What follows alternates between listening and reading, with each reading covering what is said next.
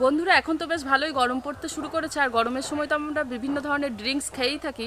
তো আমরা তো বাড়িতে প্রায়ই সাবুদানা খাই, কিন্তু আজকে সাবুদানা দিয়ে আমি একটা খুব সুন্দর ড্রিঙ্কস বানাবো, যেটা আপনারা খুব সহজে বানাতেও পারবেন আর এই গরমের সময় খেলে ভীষণ স্বস্তিও পাবেন। আর এটা আপনারা কিন্তু যে কোনো উপোসের দিনেও খেতে পারেন, ভীষণই হেলদি। তো চলুন আজকে আমি ড্রিঙ্কসটা কীভাবে বানাবো আপনারা পুরো ভিডিওটা দেখতে থাকুন। আজকে আমি যে সাবুদানার ড্রিঙ্কসটা বানাবো তার জন্য প্রথমে আমি সাবুদানাটাকে রান্না করে নেবো। তার জন্য কড়াইতে জল দিয়ে দেবো। সাবুদানার ড্রিঙ্কসটা বানানোর সময় কিন্তু জল একটু বেশি লাগবে, কারণ যেহেতু সাবুদানা তাই এটা একটু ফুলবে আর জলটা কিন্তু বেশ অনেকটাই শুষে নেবে। এখন জলটাকে খুব ভালোভাবে ফুটতে দেবো। আর এই ড্রিঙ্কসটা বানানোর জন্য আমি এখানে যে সাবুদানাটা নিয়েছি সেই সাবুদানাটা কিন্তু নর্মাল সাবুদানা নয়, একটু অন্যরকম সাবুদানাটা দেখতে। দেখুন আমি এখানে কিন্তু একটু বড় দানা সাবুটা নিয়ে নিয়েছি। দানাগুলো কত সুন্দর বড় বড়, দেখুন একদম ক্রিস্টালের মতো। দেখুন কত সুন্দর বড় বড়। এই সাবুদানা দিয়েই কিন্তু আজকে ড্রিঙ্কসটা বানাবো। আমরা বাড়িতে যে ছোট দানার সাবুটা ব্যবহার করি সেই সাবুদানা থেকে কিন্তু এই দানাটা বেশ অনেকটাই বড়। আপনারাও যখন বাড়িতে এই সাবুদানার ড্রিঙ্কসটা বানাবেন তখন কিন্তু এই বড় দানা সাবুটা নেওয়ারই চেষ্টা করবেন। ছোট দানা সাবুটা নিলে কিন্তু যখন এটা জলের মধ্যে ফোটাবো তখন কিন্তু একদম গলে যাবে। আর বড় দানা সাবুটা একটু গোটা গোটা থাকবে, দেখতেও সুন্দর লাগবে আর খেতেও খুব ভালো লাগবে। আর এই বড় দানা সাবুটা কিন্তু আপনারা যে কোনো দোকানেই পেয়ে যাবেন, শুধু বলবেন একটু বড় দানা যেটা সাবু হয় সেটাই দিবে। আর এটা কিন্তু প্যাকেটের মধ্যে পাওয়া যায়, লুজ কিন্তু পাওয়া যায় না। সাবুদানার এই ড্রিঙ্কসটা বানানোর জন্য কিন্তু জল হালকা গরম হলে চলবে না, এরকম টকবক করে যখন জল ফুটবে তখনই কিন্তু সাবুদানাটাকে রান্না করে নেবো। আর এদিকে আমার জলটাও খুব ভালোভাবে ফুটে গেছে, একদম টকবক করেই ফুটছে। এখন সাবুদানাটা দিয়ে দেবো। এই দেখুন বন্ধুরা, জলটা কত সুন্দর টকবক করে ফুটছে, আর এরকম ফুটলেই কিন্তু আমি সাবুদানাটা দেবো। সাবুদানাটা দিয়ে দিচ্ছি। সাবুদানা দেওয়ার পরপরই কিন্তু এটাকে খুব ভালোভাবে নাড়তে থাকবো, কখনোই কিন্তু বন্ধ দেওয়া চলবে না, তা না হলে কিন্তু সাবুদানা কড়াইয়ের তলায় একদম চিটকে যাবে।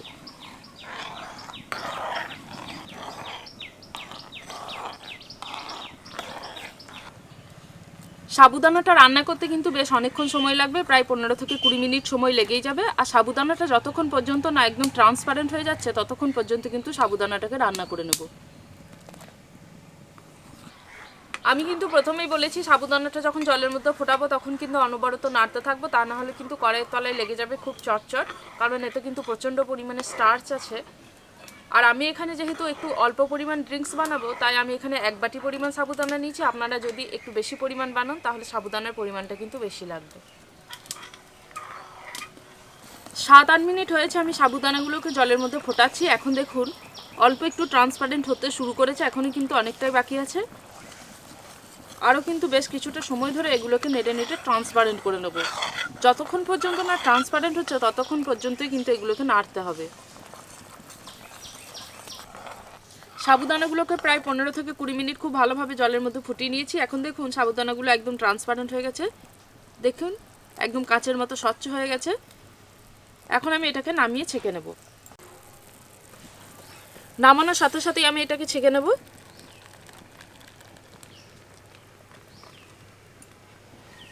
এবার কিন্তু সঙ্গে সঙ্গে এর মধ্যে ঠান্ডা জল দিয়ে দেব, তা না হলে কিন্তু এটা আবার এই ছাকনার সাথে আটকে যাবে।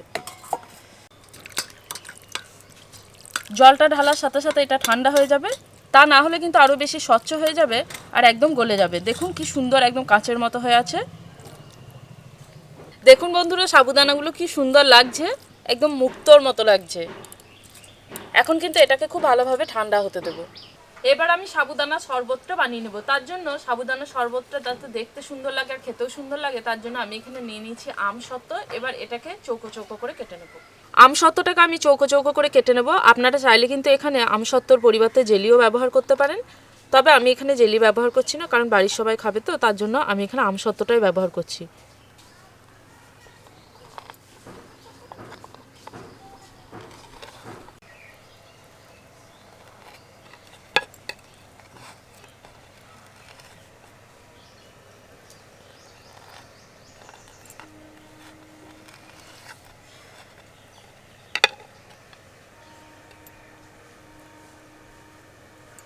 এই দেখুন এরকম ছোট্ট ছোট্ট কিউব আমি এই শরবতের মধ্যে দেব। শরবতটা বানানোর জন্য আমার যে জিনিসটা সবার প্রথমে লাগবে সেটা হচ্ছে দুধ। আমি এখানে এমনি নর্মাল গরুর দুধই ব্যবহার করছি, আপনারা চাইলে কিন্তু দোকানের কেনা দুধও ব্যবহার করতে পারেন, তবে গরুর দুধ ব্যবহার করলে সেটা খুবই ভালো হয়, টেস্টিও হয় আর খেতেও সুন্দর লাগে। এখন দুধটা আমি একটা জায়গার মধ্যে নিয়ে নেব। আমি এখানে 2 গ্লাস শরবত বানাচ্ছি, তাই আমি দুধটা মাপ করে নিয়ে নিয়েছি 2 গ্লাস। দেখুন দুধটা কতটা ঘন, কত সুন্দর। আর দুধটা ঢালার সাথে সাথেই কিন্তু একটা ফেনা হয়ে যাচ্ছে উপরে, বুঝতেই পারছেন। এখন আমি এই দুধের মাপ করে দিয়ে দেবো 2 চামচ পরিমাণ চিনি। চিনিটা অতি অবশ্যই মিষ্টি অনুযায়ী দেবেন। এখন চিনিটাকে দুধের মধ্যে খুব ভালোভাবে গুলে নেব।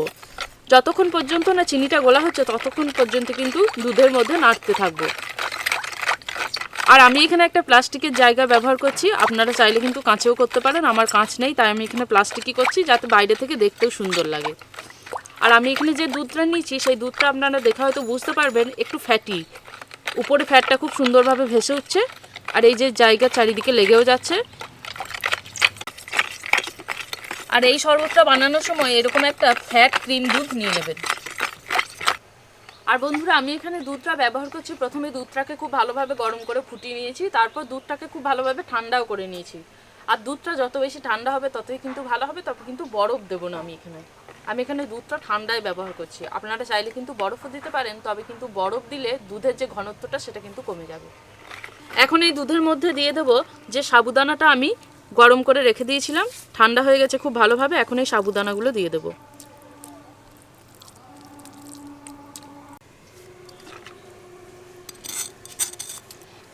সাবুদানাগুলো দেওয়ার পর দুধের মধ্যে খুব ভালোভাবে মিশিয়ে নেব।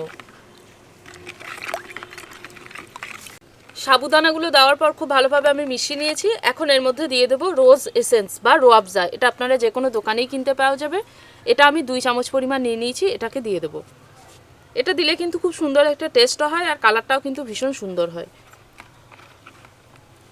দেখুন রোয়াবজাটা দেওয়ার সাথে সাথে খুব সুন্দর একটা হালকা গোলাপি রং ধরে গেছে।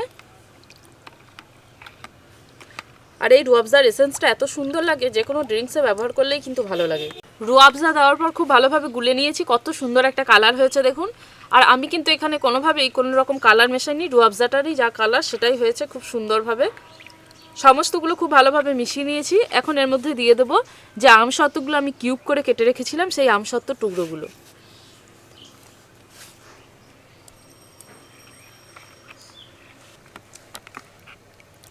আর বন্ধুরা বাড়িতে যদি বাচ্চা থাকে তাহলে কিন্তু আপনারা এটা বানাতেই পারেন। আর আমাদের বাড়ির বাচ্চা দেখুন শরবত হচ্ছে শুনেই চলে এসেছে, আর রুয়াবজা খেতে খুব ভালোবাসে। রুয়াবজার নাম শুনলেই চলে আসবে। রেডি হয়ে গেছে। এবার আমি গ্লাসটা সুন্দর করে সাজানোর জন্য আমি এখানে যে আমসত্ত্ব টুকরোগুলো একটুখানি রেখে দিয়েছিলাম, এই আমসত্ত্ব টুকরোটা আমি গ্লাসের চারধারে লাগিয়ে নেব। এটা দেখতে সুন্দর লাগবে, আর বাচ্চাদের কিন্তু খেতেও ভীষণ ইন্টারেস্টে জাগবে। তো আমি এইভাবে লাগিয়ে নিচ্ছি গ্লাসের চারধারে, দেখতে ভীষণই সুন্দর লাগে এটা। দুটো গ্লাসের মধ্যে আমি আমসত্ত্বটাকে লাগিয়ে নিয়েছি, দেখুন কত সুন্দর লাগছে। এটা কিন্তু দেখতে ভীষণই সুন্দর লাগে। এবার আমি একটু শরবতটাকে গ্লাসের মধ্যে ঢেলে নেব। এই তো এখনই রেডি হয়ে গেছে তো।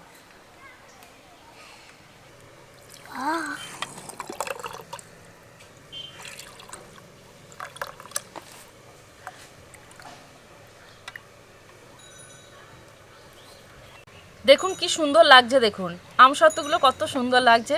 এটা কিন্তু বাচ্চারা দেখলেই খেতে চাইবে। এখন আমি এই ড্রিঙ্কসের মধ্যে কিছু শুকনো বাদাম দিয়ে দেবো। আমি এখানে নিয়ে নিয়েছি আলমন্ড বাদাম আর কাজু বাদাম, ছোট্ট ছোট্ট টুকরো করে কেটে নিয়েছি। আপনারা চাইলে কিন্তু অন্য কোনো বাদামও এখানে ব্যবহার করতে পারেন। এটা আমি উপর থেকে দিয়ে দেবো।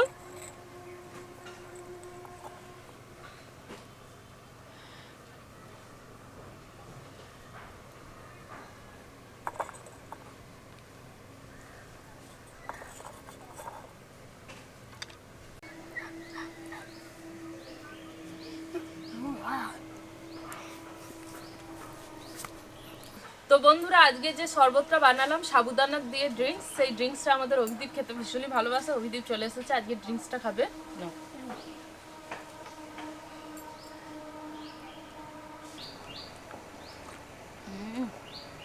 ঠান্ডা ঠান্ডা এক চুমুকেই শেষ। তো সুন্দর হয়েছে ড্রিঙ্কসটা, অভিদীপের শেষ।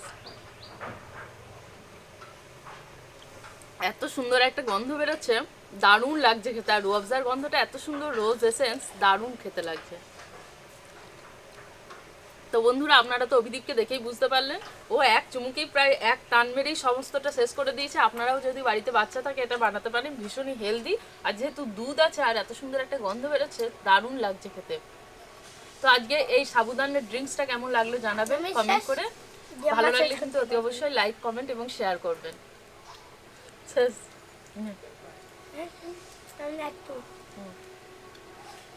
আবার আমার ড্রিঙ্কসটাও ধরেছে, ও খেতে ভীষণ ভালোবাসে। তো এখনো পর্যন্ত সাবস্ক্রাইব করে না থাকলে কিন্তু আমাদের চ্যানেলটা বেল আইকন সহ সাবস্ক্রাইব করে দেবেন।